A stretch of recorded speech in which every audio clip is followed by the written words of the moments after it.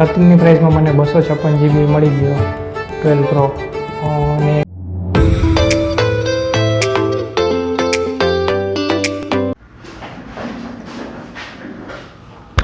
તો સ્વાગત છે નોમેડ ઋષિરાજ ચેનલમાં તમારું.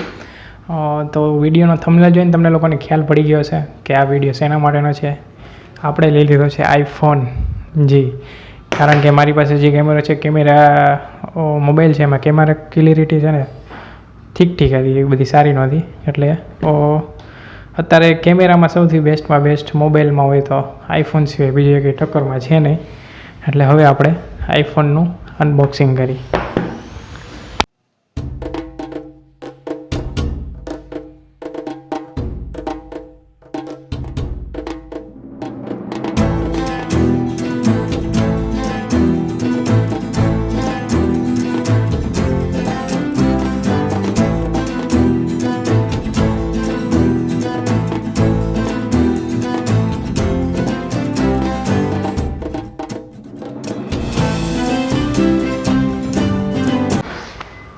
તો આપણે લીધો છે આઈફોન 12 પ્રો. જી, 12 પ્રો 256. કારણ કે 13 માર્કેટમાં મળતો હતો મને, પણ 13ની પ્રાઇસમાં મને 256 GB મળી ગયો 12 પ્રો. અને આ જે ઇન્ડિયન પીસ નથી, યુએસનો પીસ છે. કારણ કે ઇન્ડિયન પીસમાં બિલમાં લેવા જાય એટલે 54-52 હજારમાં તો 13 મળતો હતો મને. એની જગ્યાએ મારે ખાલી 48,000માં 12 પ્રો 256 GB મળ્યો. અને ઘણા લોકોને એવું હોય કે ભાઈ યુએસ પીસ છે તો ઓરિજિનલ નહીં હોય ને આમને તેમને. કારણ કે મેં મહિનાથી યુઝ કરું છું, જરાક મને કાંઈ એવું લાગતું નથી કે હેંગ થાય છે. બેટરી બેકઅપ એ સારું છે, એક દિવસ તમે કન્ટિન્યુ યુઝ કરો, એક દિવસ બેટરી ચાલે. કેમેરો બધું ક્લિયરિટી 100% બેટરી સહિત બધું મને મળ્યું છે. અને ખાસ તો આપણે વિડીયો શૂટિંગ માટે જ આવ્યો છે.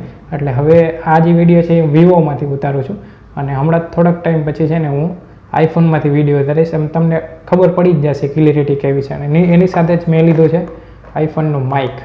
જી, કારણ કે આ માઇક હું યુઝ કરું છું, એમાં અવાજ છે ને સહેજ ઠીક આવે છે, એવું બધું નથી આવતો ક્લિયર. અને આમાં તમે જોઈજો કેવો માઇક આવે છે. એટલે હવે તમે આ આગળનો વિડીયો છે એ આઈફોનનો ફોન અને આઈફોનનું માઇક, એનાથી હવે બધા વિડીયો આપણા આ બેમાંથી આવશે.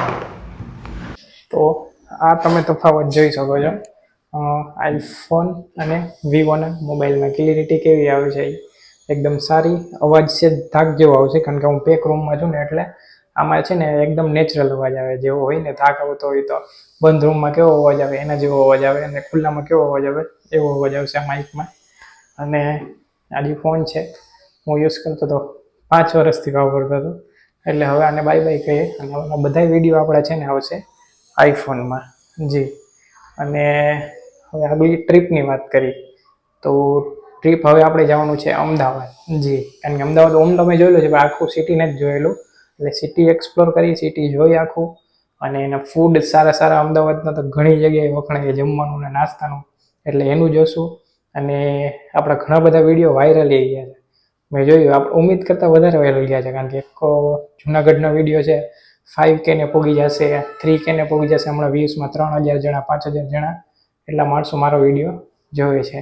તેના માટે થેન્ક યુ. કારણ કે હું શું છે કે હું જોબ કરું છું, એટલે જોબમાં મને ક્યારેક રજા મળે એટલે હું વિડીયો ઉતારીને પછી મેકું છું, એવી રીતના છે.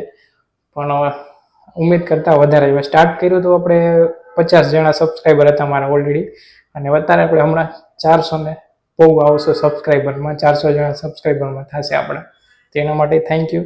અને કેમાં જવાનું છે એ નક્કી નથી, કારણ કે શું છે કે વરસાદ જેવું છે. કાં તો ટ્રેનમાં જઈશ ને કાં તો બાઇકમાં, પણ જોઈશું કેમાં જશું તે. એટલે આ વિડીયો સ્પેશિયલી હતો આઈફોનનો જ, કે એની ક્લિયરિટી કેવી છે ને શું છે કેવું છે એ. અને ટ્રીપ આગળ ક્યાં થવાની હતી એ ખાલી કહેવાનું હતું તમને લોકોને.